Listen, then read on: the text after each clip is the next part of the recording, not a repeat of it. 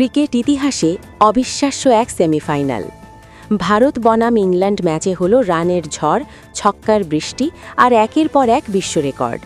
মাত্র এক ম্যাচেই তৈরি হয়েছে টি-20 বিশ্বকাপের ইতিহাসের সবচেয়ে বড় রেকর্ড। প্রথমে ব্যাট করতে নেমে ভারত তোলে 7 উইকেটে 254 রান।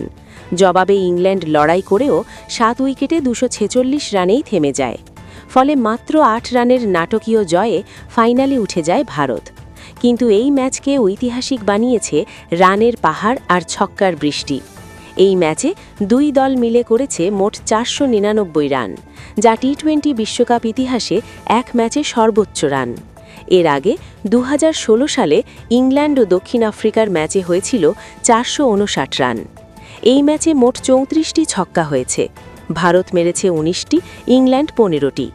এটিও টি-20 বিশ্বকাপে এক ম্যাচে সর্বোচ্চ ছক্কার নতুন রেকর্ড। শুধু তাই নয়, 4 আর ছক্কা মিলিয়ে এই ম্যাচে মোট 73টি বাউন্ডারি হয়েছে। এটাও বিশ্বকাপ ইতিহাসে নতুন রেকর্ড। ইংল্যান্ডের হয়ে দুর্দান্ত ব্যাটিং করেন জেকব বেথেল। মাত্র 48 বলে 105 রান করে তিনি গড়েছেন আরেকটি রেকর্ড। টি-20 বিশ্বকাপের নকআউট ম্যাচে এটি সর্বোচ্চ ব্যক্তিগত স্কোর। তবে তার এই দুর্দান্ত ইনিংসও শেষ পর্যন্ত ইংল্যান্ডকে জেতাতে পারেনি। এই ম্যাচে বোলিংয়েও হয়েছে রেকর্ড। ইংল্যান্ডের জোফরা আর্চার 4 ওভারে দিয়েছেন 61 রান, যা ইংল্যান্ডের সবচেয়ে ব্যয়বহুল বোলিং।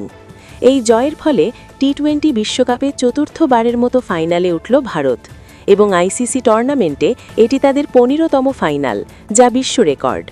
ক্রিকেট ইতিহাসের সবচেয়ে রোমাঞ্চকর সেমিফাইনাল কি এটাই?